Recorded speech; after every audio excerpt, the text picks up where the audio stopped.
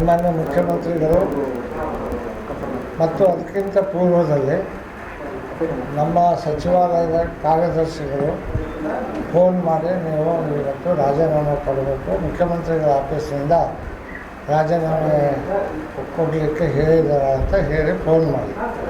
ಅದಾದ ನಂತರ ನಾನು ತಲೆಗಿಳಿದು ಬಂದು ಬೆಂಗಳೂರಿಗೆ ಹೊಂಟಿದ್ದೆ.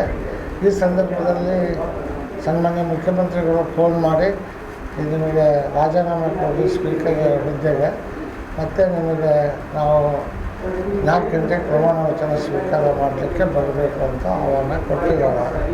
ಆ ಆಹ್ವಾನವನ್ನು ಸ್ವೀಕರಿಸಿ ಸನ್ಮಾನ್ಯ ನಮ್ಮ ಮುಖ್ಯಮಂತ್ರಿಗಳಿಗೂ, ಹಿಂದಿನ ಮುಖ್ಯಮಂತ್ರಿಗಳಾದ ಸಿದ್ದರಾಮಯ್ಯ ಸಾಹೇಬರಿಗೂ ಹಾಗೂ ಖರ್ಗೆ ಸಾಹೇಬರಿಗೂ, ರಾಹುಲ್ ಗಾಂಧಿ, ವೇಣುಗೋಪಾಲ್, ನಮ್ಮ ಸುರ್ಜೇವಾಲ ಅವರಿಗೆ ಹೈಕಮಾಂಡಿಗೆ ಒಟ್ಟಾರೆ ಅಭಿನಂದನೆಗಳನ್ನು ಸಲ್ಲಿಸಿ ನಾವೆಲ್ಲರೂ ಹಾವೇರಿ ಜಿಲ್ಲೆಯ 6 ಜನ ಶಾಸಕರು ಎಲ್ಲರೂ ಮಂತ್ರಿಗಳಿದ್ದಾಗ ಅದರ ಹುದ್ದೆ ಒಬ್ಬರಿಗೆ ಕೊಡ್ತಾರೆ.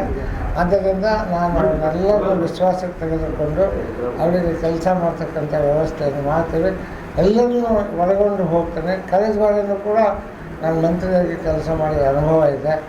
ಆ ಅನುಭವದ ಮೇರೆಗೆ ಇವತ್ತಿನ್ನೂ ಹೆಚ್ಚು ಕೆಲಸಗಳನ್ನೇ ಜಿಲ್ಲೆಗೆ ನಮ್ಮ ಎಲ್ಲರಿಗೂ ಕೂಡ ಒಳ್ಳೆಯದನ್ನು ಮಾಡ್ತಕ್ಕಂಥದ್ದು ಮಾಡ್ತೀನಿ ಅನ್ನೋ ಮಾತನ್ನು ಹೇಳ್ತೀನಿ. ನಮಸ್ಕಾರ.